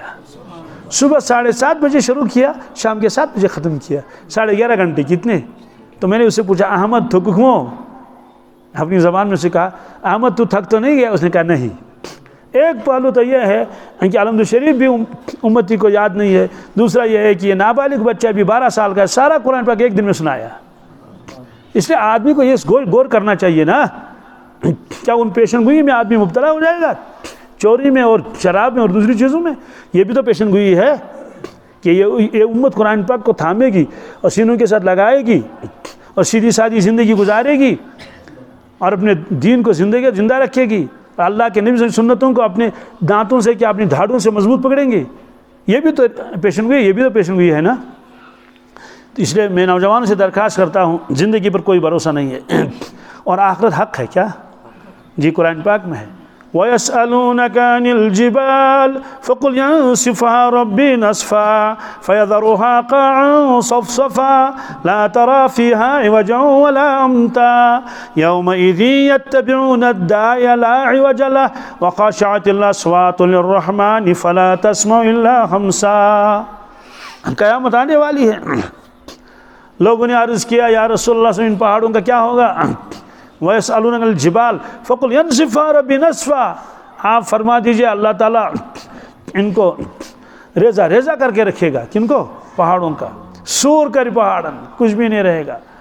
جیسے راکھ کہیں ہو, راکھ کا ڈھیر, سوکھی راکھ, گیلی نہیں, پھر طوفانی ہوائیں چلیں اور وہ ہوائیں اس راکھ کے ڈھیر کو اٹھا کے لے جاتی ہیں نا, زمین پر کچھ بھی نہیں رہتا. ایسے پہاڑ ایک بھی نہیں رہے گا زمین پر. وَتَكُونُ الْجِبَالُ كَالْعِهْنِ الْمَنْفُوشِ. یہ قرآن پاک میں ہے. پہاڑ جو ہے دھنکی ہوئی رنگین اون کی طرح چلیں گے. رنگین اس لیے کہا پہاڑوں کے رنگ الگ الگ ہوتے ہیں نا. یہ سارا ہوگا. وَيَسْأَلُونَكَ عَنِ الْجِبَالِ فَقُلْ يَنسِفُهَا رَبِّي نَسْفًا فَيَذَرُهَا قَاعًا صَفْصَفًا. اللہ تعالیٰ زمین کو ہموار کرے گا. کیا یہ پہاڑ نہیں رہیں گے, اونچ نیچ نہیں رہے گی. لَا تَرَى فِيهَا عِوَجًا وَلَا أَمْتًا. اے دیکھنے والے آپ اس دن زمین کو دیکھیں گے ہموار ہے, چٹھیل میدان ہے, اونچ نیچ بالکل نہیں, کچھ بھی اونچ نیچ نہیں, ایسا پلین بنائے گا اس کو. یومئذ یتبعون الداعی لا عوج لہ. اس دن پکارنے والا پکارے گا. حدیث پاک میں وہ بیت المقدس پر آواز لگائے گا, یا ایت العظام البالیہ, اے پرانی ہڈیاں نکل آؤ قبروں سے. کیا نکلنا پڑے گا. قرآن پاک نے فرمایا کہ ان کانت اللہ صیحۃ واحدۃ فاذا ہم جمیع لدینا محضرون. بس ایک آواز لگائے گا, سارے نکلیں گے. دوستو چند دن پہلے مجھے ایک آدمی نے فون کیا, کہا میں اپنے وہ لیٹرین کے باہر وہ ٹرنچ کھودتا تھا, تو اس میں سے دانت نکلے, دانت جبڑا نکلا اور ایک کھوپڑی نکلی. کیا نکلی؟ وہ اب پوچھ رہا تھا کیا کرنا چاہیے, ٹرنچ بنانا یا نہیں بنانا. تو بہرحال میں نے اس کو جواب دیا لمبا چوڑا, سمجھایا اس کو اچھی طرح سے. اب سوچنا ہے کہ یہ جو جبڑا تھا یہ بھی کسی انسان کا تھا نا, انسانی کا تھا, کھوپڑی بھی تھی. تو یہ کھوپڑی والا کون تھا؟ کیا غور کرنا ہے نا. ہوگا نا کوئی بادشاہ بھی ہو سکتا ہے نا, وزیر بھی ہو سکتا ہے, اپنے گاؤں کا چودھری بھی ہو سکتا ہے نا, بہت بڑا مالدار بھی ہو سکتا ہے نا, جس کے 5 لاکھ اخروٹ ہوتے تھے. کتنے؟ 10,000 پیٹیاں سیب کی, اور خواج دہ کی اشد, کیا خواج اور مقدم دہ کی اشد, دست آسیس آسن, بڑا علی شان, کچھ بھی ہو سکتا ہے نا.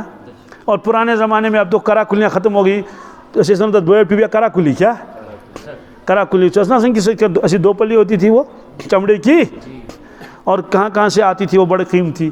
تو جب وہ لگاتا تھا وہ ٹیڑھی لگاتا, کون جو بھی اس کو لگاتے تھے, بڑے آفیسر بھی لگاتے تھے اس زمانے میں, تو اس نے بیبتی اس لگاؤں. تو یہ ہے نا اس کا, یہ سامنے نہیں, تھوڑا ٹیڑھا. کیا ادھر کو, یہ جو بائیں سائڈ ہے نا, بائیں ایسے. فارسی والے اس کو کج کلا کہتے ہیں. کیا جی کلا اس کو کہتے ہیں, ٹیڑھی ٹوپی. تو یوں وہ ایک فیشن تھا ایسے. تو کج کلا والا بھی ہو سکتا ہے نا. آج کھوپڑی ہے, کوئی پرسان حال نہیں, کس کی کھوپڑی ہے کچھ پتہ نہیں. دوستو یہ حال تو ہمارے ساتھ بھی ہو سکتا ہے نا. دفن کر لیں گے, سڑ جائیں گے, گل جائیں گے, 100 سال 200 سال ہو گئے, ہو سکتا ہے وہاں سے راستہ نکلے اور تو ڈوزر والا آئے گا. کیا آئے گا؟ تو ایک چمچہ اٹھایا ادھر ڈالا, دوسرا بیلچا اٹھایا ادھر ڈالا, تو سر تو ادھر گیا اور پاؤں ادھر گئے. ایسا ہو سکتا ہے نا؟ کیا دنیا ہے یہ، کیسا غرور، کیا کرے گا آدمی جب آدمی کو مرنا ہے اور مٹنا ہے. تو ایک اردو کا شاعر ہے، یہ بہت زمانے پہلے پڑھا تھا، کتاب آتی تھی وہاں 9ویں 10ویں کلاس میں، گلستان نثر و نظم. کیا ایک قصہ اس میں نظم تھا، ایک نثر تھا. اس میں تھا شاعر کہتا ہے کل پاؤں ایک کاسے سر پر جو آ گیا، یکسر و استخاں شکستوں سے چور تھا. کہنے لگا کہ دیکھ کے چلے راہ بے خبر، میں بھی کبو کوسو کا سر پر غرور تھا. کبو کوسو نے کبھی کسی، اس نے کہا کہ کل پاؤں ایک کاسے سر پر جو آ گیا. شاعر کہتا میں چل رہا تھا اپنی جوانی کے جوش میں، تو اتفاقاً میرے بوٹ جو تھا پوائنٹڈ بوٹ پہلے لگاتے تھے وہ، تو سامنے وہ تھوڑا نکیلا ہوتا تھا. تو ایک دن ایک دم اس کی جو ہے وہ ٹکرا گیا، تو وہ ہڈی جو ٹوٹ گئی، کون؟ سر کی کھوپڑی تھی نا، وہ بوسیدہ ہو چکی تھی. اس سے آواز آنے لگی، کہنے لگا کہ دیکھ کے چلے راہ بے خبر. ارے بے خبر دیکھ کے چل، کیا کیا آپ نے میرا؟ تو کھوپڑی بھی ٹوٹ گئی. دیکھا میں بھی کبو کوسو کا سر پر غرور تھا. کہتی کسی زمانے میں میرا یہ سر ایسا تھا جو غرور سے بھرا ہوا تھا، غرور سے آج یہ حال ہے. تو یہ ہے، تو قرآن پاک نے فرمایا یومئذ یتبعون الداعی لا عوج لہ وخشعت الاصوات للرحمن. سبحان اللہ. نکلیں گے قبروں سے، کیا ارشاد فرمایا رسول اللہ صلی اللہ علیہ وسلم نے، سب سے پہلے میں نکلوں گا اپنے قبر شریف سے. اور ظاہر سی بات ہے ہم لوگوں کا حال تو الگ ہے، مٹی میں رل مل جائیں گے، لیکن آپ صلی اللہ علیہ وسلم حیات النبی ہیں، اپنے مقدس جسم کے ساتھ بالکل موجود ہیں، جیسے تھے ویسے، اس سے زیادہ پر رونق. سب سے پہلے میں نکلوں گا اور جبریل میرا منتظر ہوگا. جبریل امین میرا انتظار کر رہا ہوگا براق لے کر. کس کے لے کر؟ یہ حدیث میں ہے. اور جنت کا لباس، کیا جب میں نکلوں گا سب سے پہلے اپنے قبر شریف سے، وہ پیش کرے گا جنت کا لباس، میں اس کو پہنوں گا اور براق پر سوار ہوں گا. اور براق لے جائے گا مجھ کے تخت پر. کس پر؟ جو تخت لگایا ہوگا اللہ تعالیٰ نے صرف میرے لیے، اس پر کوئی نبی اور کوئی مرسل اور کوئی فرشتہ نہیں بیٹھ سکتا. تو باقی تو نکلنا پڑے گا قبروں سے. جب قبروں سے نکلیں گے، جسم تو نکلے گا قبروں سے، اور روح آئے گی برزخ سے. کس سے؟ آپ وہاں برزخ میں روحیں ہیں، کچھ عذاب میں ہیں، کچھ آرام میں ہیں. یہ طے ہے. ہزاروں برس ہو گئے، بھول گئے دنیا کو. اے افسوس، ہم نے کوتاہی کیوں کی تھی، جوانی ضائع ہو گئی، وقت ضائع ہو گیا. تو روحیں نکلیں گی، آ کے اپنے جسموں میں داخل ہو جائیں گی. تو جسم کیا کہیں گے؟ اب کہیں گے قالوا یا ویلنا من بعثنا من مرقدنا. افسوس، ہم کو قبروں سے کس نے اٹھایا؟ آواز آئے گی ھذا ما وعد الرحمن وصدق المرسلون. اسی کا وعدہ تو حضرت رحمان نے کیا تھا، سارے نبی سچے تھے، سارے نبی. تو جانا پڑے گا. سوالوں کہ اتنے لوگ ہوں گے، کروڑوں، شور بہت ہوگا. ارے ابا جی کو دیکھا، ارے ممی کہاں ہیں، ارے بھائی صاحب آپ کہاں ہیں، ارے چلو چلو. نہیں، فلا تسمع الا ہمسا. اے انسان، کہیں کوئی آواز نہیں آئے گی. پہلے تو آئے گی کس نے ہم کو اٹھایا قبروں سے. خاموشی. پس نہیں سنو گے سوائے پاؤں کے آہٹ کے. پاؤں کے. پھر آپ نے فرمایا سورج نیچے ہوگا، بہت نیچے، پسینہ آئے گا. سب سے پہلے پسینہ جذب ہونا شروع ہوگا زمین میں 70 گز. کیا 70 گز تک تو جذب ہو جائے گا، اس کے بعد زمین میں جذب نہیں ہوگا.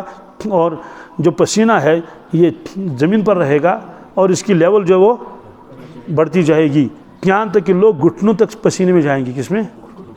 کچھ لوگ تو ناپ تک جائیں گے، کچھ لوگ تو کندھوں تک جائیں گے. دوستو یہ سب کچھ ہونے والا یہ حق ہے.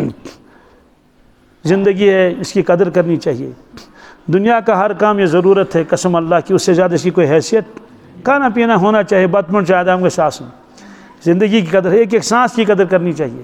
اور جو میں نے حدیث پڑھ لی اس کا میں ترجمہ کروں گا.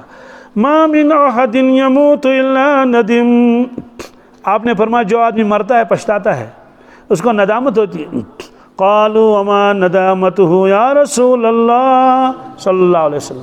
اے اللہ کے نبی صلی اللہ علیہ وسلم، کس طرح کی ندامت ہوتی ہے اور پشیمانی ہوتی ہے؟ کیوں پشیمانی ہوتی ہے؟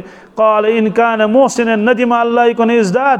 اگر مرنے والا نیکوکار ہے، صالح ہے، وہ پچھتاتا ہے کاش میں نے اور زیادہ کیا ہوتا ہے. کیا؟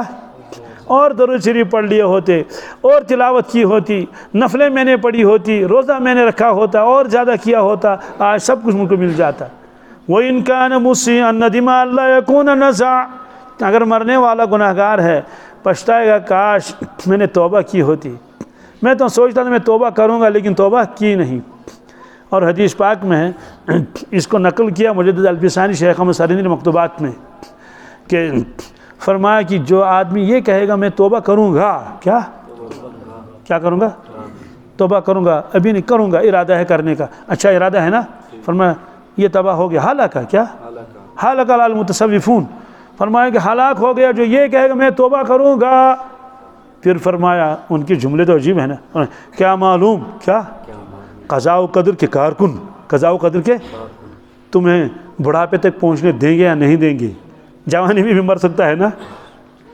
تو یہ زندگی قدر کرنے کی، انبیاء علیہ السلام کو یہی زندگی دے دی گئی، صحابہ کرام اور اولیاء اعظام اور بزرگان دین کو یہی زندگی دے دی گئی، اور وہ کامیاب ہو کر چلے گئے۔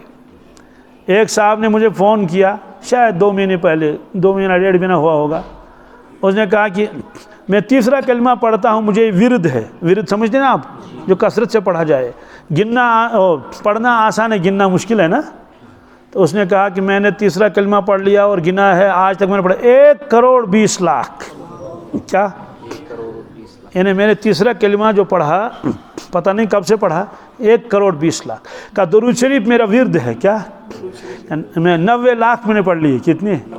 میں نے کہا مرحبا ہے آپ کو، اور 10 لاکھ پڑھ لو، پورا 1 کروڑ ہو جائے گا۔ دوستو یہ لوگ بھی تو اسی سرزمین میں رہتے ہیں نا، کوئی چاند والا واقعہ تھوڑا ہی ہے کہ کوئی آپ کے پیچھے کوئی شخص بیٹھا ہوا ہے، نہ اس کو کھانا ہے، نہ پینا ہے، نہ نیند ہے، نہ کچھ، نہ حلال ہے۔ اس کے بعد بات ختم ہو گئی، اور بھی کچھ اس نے پوچھا۔ دوسرے تیسرے دن میں نے پچھتایا، کاش میں نے اس شخص کا نمبر اپنے پاس رکھا ہوتا، کم از کم اس سے ملتا کہ کیسا یہ نورانی شخص ہوگا اور جس نے ایسی قدر کی ہے اپنے وقت کی۔ ظاہر سی بات ہے، تو 100 مرتبہ دن میں پڑھے گا تو کروڑ جمع ہو جائے گا، کیا؟ نہیں ہوگا نا، یہ تو لگا ہوا اس کے ساتھ۔ پھر میں نے ایک بیان میں کہا اگر میری آواز اس شخص تک پہنچتی ہے کسی بھی طرح سے، وہ مجھ سے رابطہ کرے، کیا؟ یہ میں نے کہہ دیا 1-2 جگہ بیانات میں۔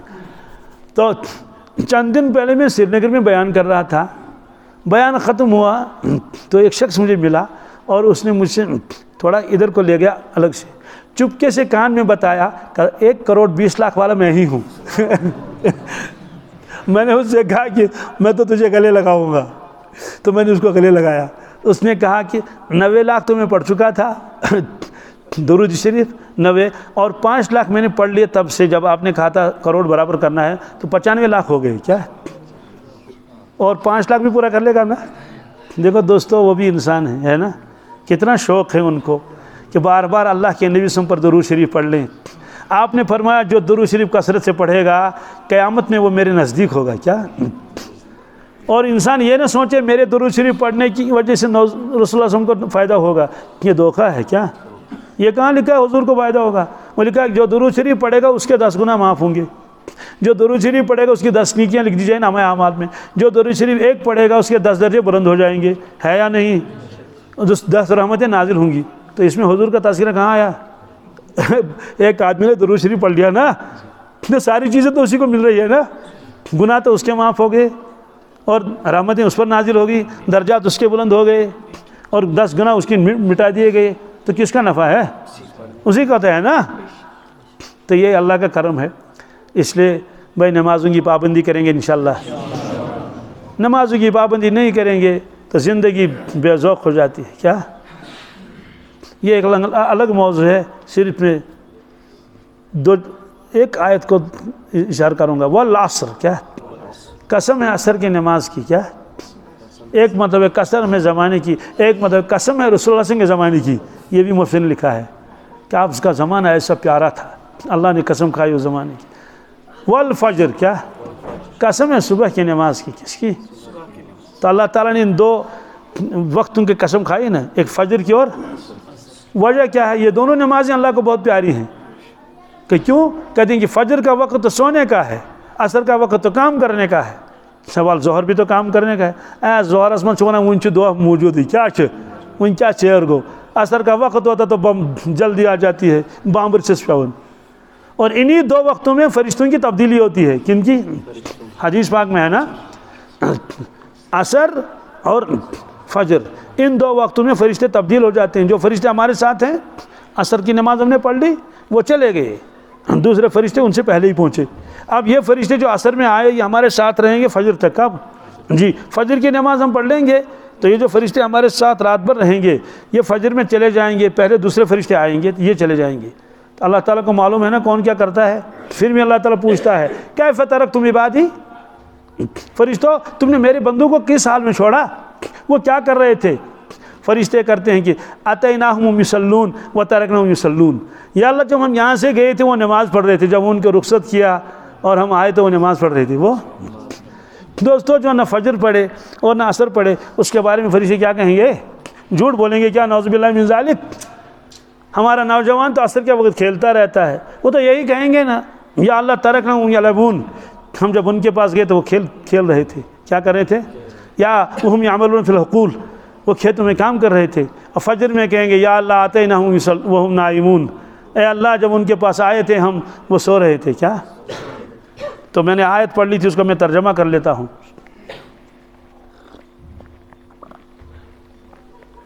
یا ایھا الذین آمنوا, دیکھو خطاب کس کو ہے؟ ایمان والوں کا ہے نا.